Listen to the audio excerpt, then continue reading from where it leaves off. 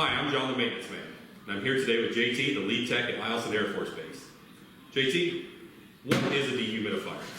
A dehumidifier is a device that removes moisture from the air. Where do you like to set these up when you need one?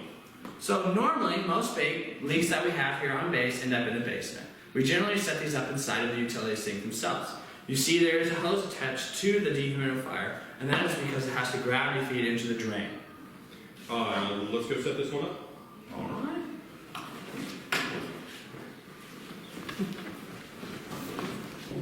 So here's the utility sink that we're going to set it up in. First, you want to make sure you plug it in.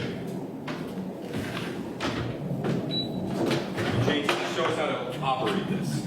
Alright, most of the time when you're going to operate this, the only thing you're going to actually have to do is hit the power button itself.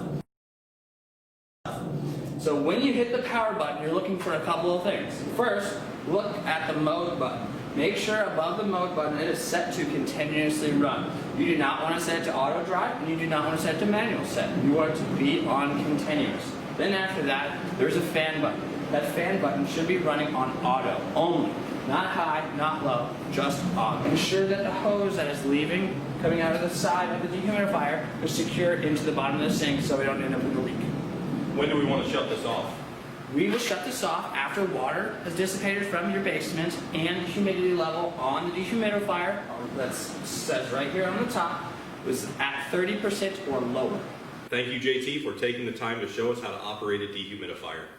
Just a reminder, if you find a leak or have water in your basement, please call a work order in. Our team is always here to help you. Be safe out there.